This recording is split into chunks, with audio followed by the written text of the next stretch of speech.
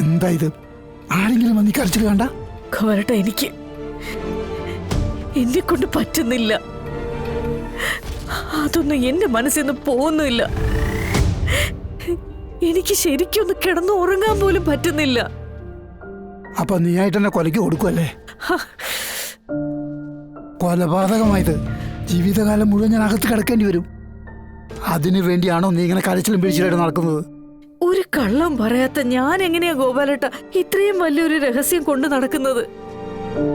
എന്റെ ശ്വാസം നിന്നു പോതെ ഞാൻ ഇപ്പോഴും ജീവനോട് നിൽക്കുന്നത് എന്റെ മക്കളുടെ കൊച്ചുമക്കളുടെ ഭാഗ്യം കൊണ്ടാ.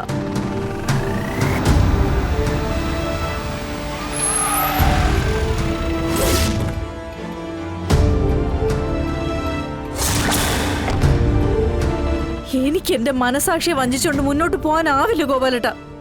ശാരദേ, ഞാൻ ശാലിനിയോട് പറയാൻ പോവാ. ശാരദ, നീ അബദ്ധമൊന്നും കാണിക്കരുത്. എന്നെ കൊണ്ട് പറ്റുന്നില്ല.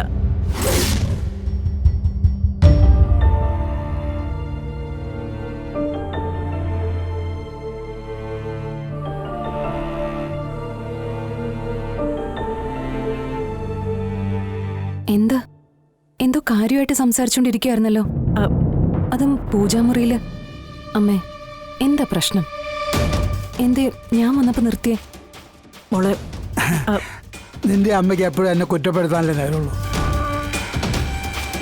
കാര്യം ഞാനൊരു സഞ്ചാരിയാ, യാത്ര ഇഷ്ടപ്പെടുന്ന ആളുമാണ്, വീട്ടിൽ ചടഞ്ഞുകൂടിയിരിക്കുന്ന ആളുമല്ല. എനിക്ക് എൻ്റെതായ കാര്യങ്ങളുണ്ട്. അത് മനസ്സിലാക്കി മുന്നോട്ട് പോകുന്നവർ മാത്രം മതി എൻ്റെ കൂടെ. മോളെ, വിഷ്ണുവിന്റെ കാര്യമൊക്കെ എന്തായി? വിഷ്ണുവേട്ടന് ജാമ്യം കിട്ടിയമ്മേ. ഒരു പെൺകുട്ടിയുടെ ചെറിയൊരു പ്രശ്നമുണ്ട്, അത് നമുക്ക് സംസാരിച്ച് തീർക്കാവുന്നതേ ഉള്ളൂ. മോളെ, നിന്നെ കണ്ടപ്പോ മനസ്സിന് വല്ലാത്തൊരാശ്വാസം.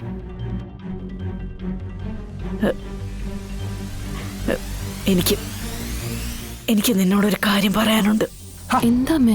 ശാരദേ, നീ വെറുതെ ആവശ്യമില്ലാത്ത കാര്യങ്ങളൊന്നും അവളെ ബുദ്ധിമുട്ടിക്കരുത്. അല്ലെങ്കിൽ തന്നെ 100 കൂട്ടം കാര്യങ്ങളായിട്ട് അവൾ ഓടി നടക്കുക. അതിനിടയ്ക്ക് വീട്ടിലെ കാര്യങ്ങൾ കൂടി പറഞ്ഞ. അമ്മേ, അമ്മ അനൂപിന്റെ കാര്യമാണോ പറയാൻ വന്നേ?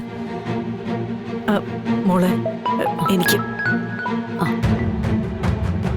അവനെ വിളിക്കുന്നേ. പറയടാ. ചേച്ചി, എന്റെ അമ്മ പോയി.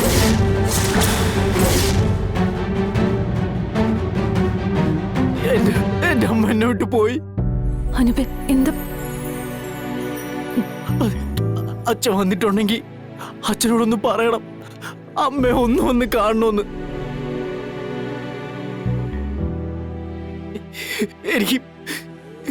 എനിക്ക് സഹിക്കാൻ പറ്റുന്നില്ല ചേച്ചി.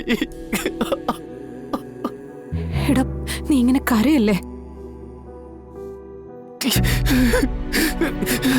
ഹലോ അനൂപേ, എടാ ഹലോ. എന്താടി? അനൂപ വിളിച്ച, അവന്റെ അമ്മ മരിച്ചുപോയി.